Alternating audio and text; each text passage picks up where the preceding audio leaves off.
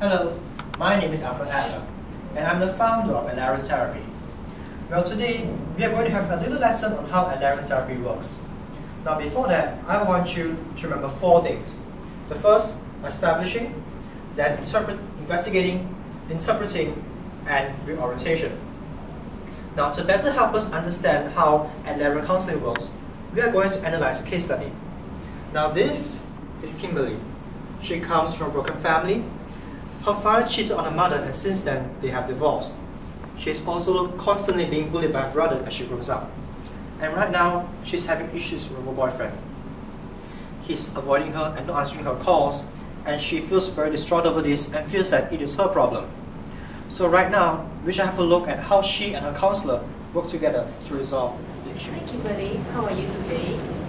Hi, I'm okay, thanks. How was your Chinese New Year? It was okay. Well, fine. Let's start our session. Rule number 1. Always establish a proper relationship with your client. Here, the counselor failed to establish a relationship with her client. Remember, Adlerians are big on equality. Get to know your client, ease them into the session. The depth of your relationship with your client all depends on this first step. And also, after building trust with your client, should you move on to the next stage? So now let's see the next session. Well, fine. Let's start our session. What has troubled you so far?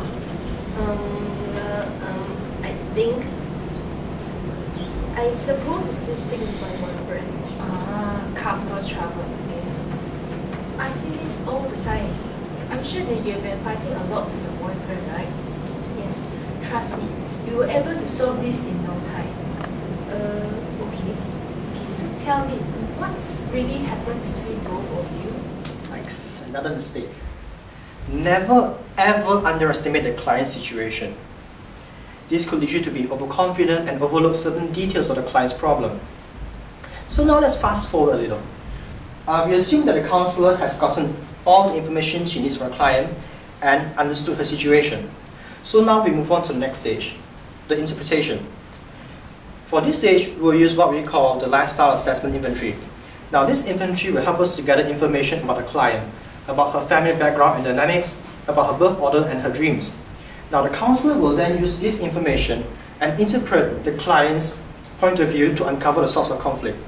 So let's see how it's done. Kimberly, I noticed in your lifestyle assessment you mentioned that because of your parents' divorce and your brother's bullying, you perceive men as having more advantage over women.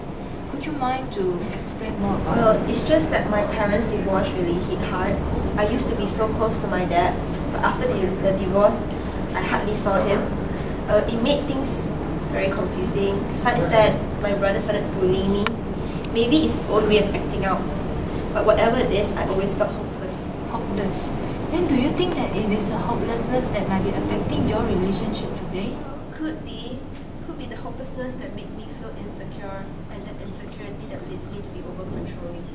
Aha, there you get it, Kimberly. So you see now, it is the past that have led you to be more aggressive in your relationship today, right? No. Wait, I'm not aggressive. What I wanted to say was that I don't want my boyfriend to cheat on me like how my father did on my mother. I don't want to be hurt like she was. I'm sorry, Kim. What I mean was, it might be your past that have made you feel insecure, and then it is your insecure to make you to exert more control in your relationship. Am I right now? I suppose, yes, you are right, but I'm definitely not aggressive. Seems like we have some technical difficulties. Now, while counseling techniques exist for a reason, we should be careful when using them, as the wrong or inappropriate use of these techniques could be detrimental to the counseling session.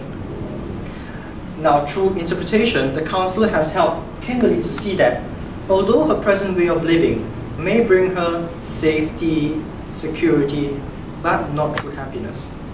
So in next stage, the 4th stage, reorientation, the counselor must now help Kimberly to form new goals, to raise her self-esteem, and to also resolve a conflict with her boyfriend. To summarize our previous session, you say that you are a leader of your church youth club.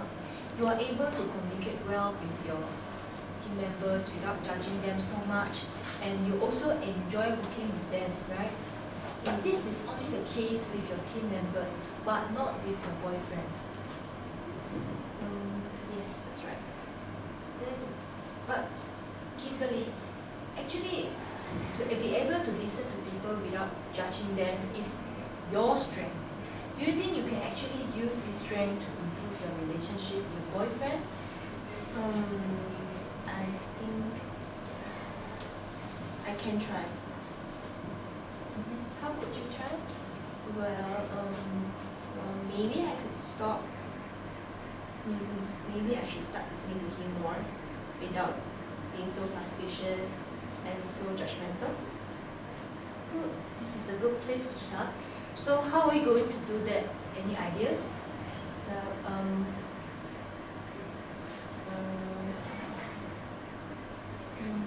I have a good idea.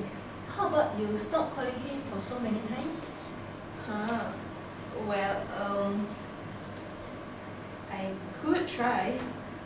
That's good. Let's set a target. Why don't you call him for a maximum of 3 times a day from today onwards? Okay, alright. I'll try my best. Okay, good. So time is up. Good luck to you and see you next week. Bye. I can go now? You can. Bye. Bye. Now, another major mistake has been done. Remember that all goals should come from the client themselves, and the counselor's role is only to serve to guide the clients towards reaching their purpose. Now that said, any goals that are being set in the counseling session should be concrete and measurable, so that both client and counselor are able to clearly see how much progress they have made. Now that said, closure is also very important. In the previous session, the counselor very abruptly ended Kimberly's session. Now this is not good.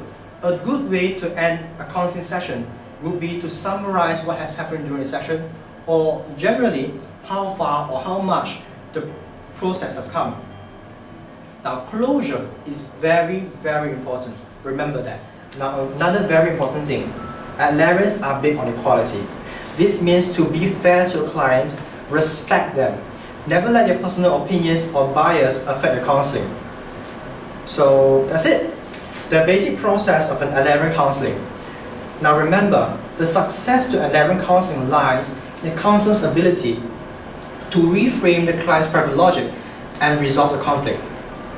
So I hope you all have learned something new today, and looks like our time is up. So this is Adler. Good day and goodbye.